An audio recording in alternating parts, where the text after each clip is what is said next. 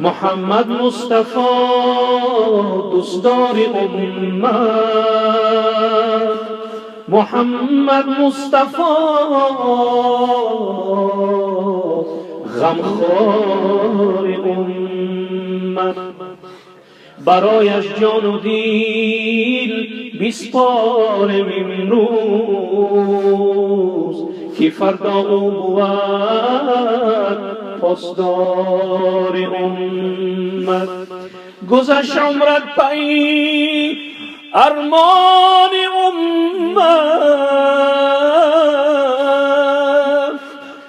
گذشت عمرت پی ارمان امت، همه عمر جسته‌ای درمان امت.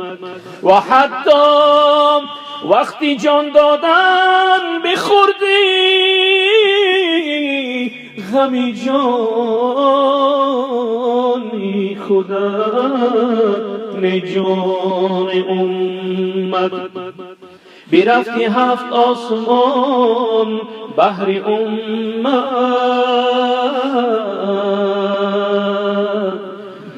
بچیدی حرف قرآن بحر امت. با وقتی قبض جان گفتی خدایا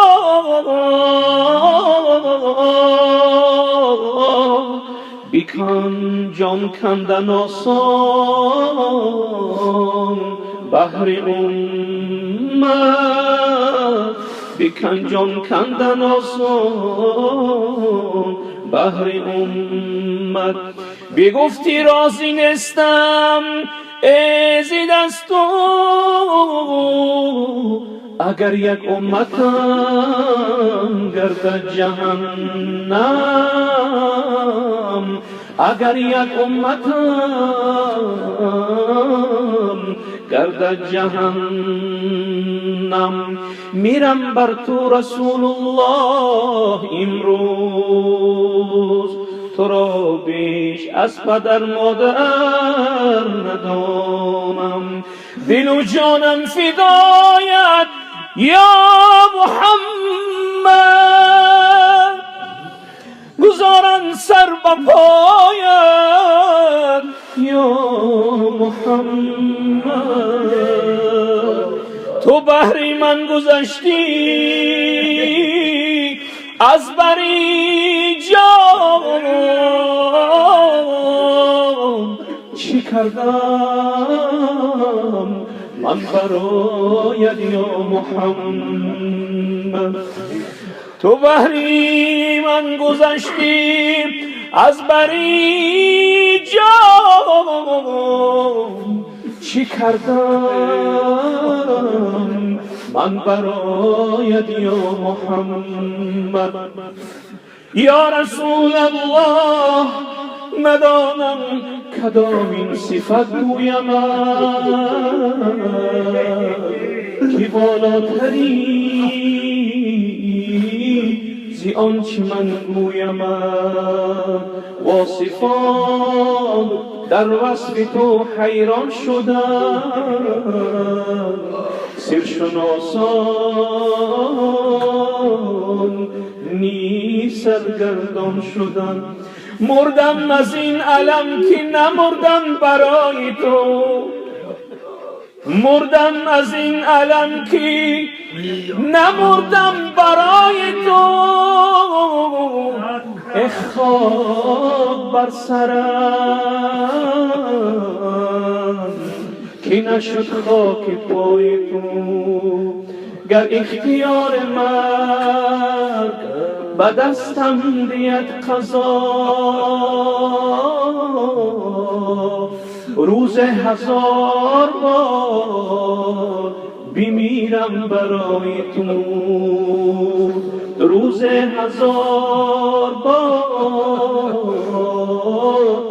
بمیرم برای تو.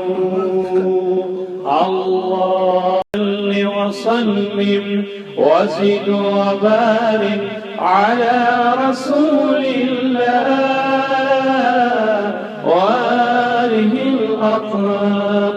خدا کند که رضایم فقط رضای تو باشد، هوای نفس نباشد، هوای تو باشد. خدایا چنان کن که سرانجام کار تو خوشنود باشی و ما رستگار، نه آن کن که فردای محشر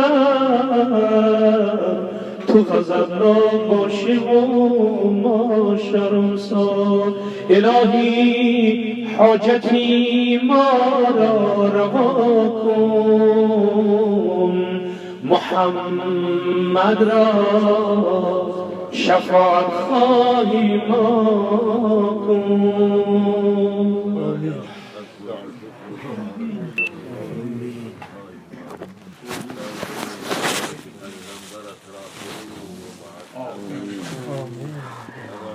این بندگانی که دست دعا و امید به سوی تو برداشتند، چرا غیر از تو فریاد رسی و حاجت قرار ندارد. خدایا تا آنچنان بزرگ و مهربانی دستی با امید برداشتی بندگانت را خالی باز نمیگردانی. خدایا هر مراد و مقصود این بندگان تو، خصوصا جوانای این محفل و صاحب این محفل نورانی داشته باشد خداوندا و آمین. و هر حاجاتی که داشته باشند خدایا تو قادر و توانایی و دانایی برآورده گردان. آمین. پروردگارا بیمارای امت اسلام و خصوصا بیمارای اهل این مجلس شفای کامل عنایت فرما و به فرزنداشان و فرزند صالح نصیب گردان. مسافراشان در مسافرت ها سلامت بدان، زندانیاشان از زندان ها خلاص گردان. خداوندا باران رحمت در این سرزمین های ما سریدان گردان. پروردگارا گذشته های ما را غریق رحمت گردان. خداوند از روی نادانی و از روی پیروی نفس شیطان گناهان بسیاری از ما سرزده است. به حرمت این لحظه های نزول رحمت و اجابت دعا خدایا گناه های ما را آمرز گردان. خدایا این بنده تو بابا جان به خاطر دوست داشتن پیغمبر بزرگوار تو این محفل خیر و جوان مردی و صلوات و درود و امر معروف تشکیل نموده است. خداوند محفل شما مبارک، ثواب این محفل با همه درودهاش و صلواتهاش اولا به روح پیغمبر بزرگوار و اصحاب، ثانیا به تمام ارواحهایی که از خاندان امید فاتحه دارند، چه از جانب خودش و چه از جانب خانمش برسان.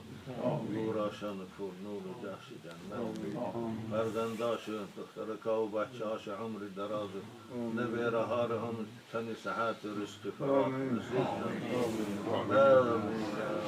بارک الله. بابا جان بارک الله. خدا قبول کنه.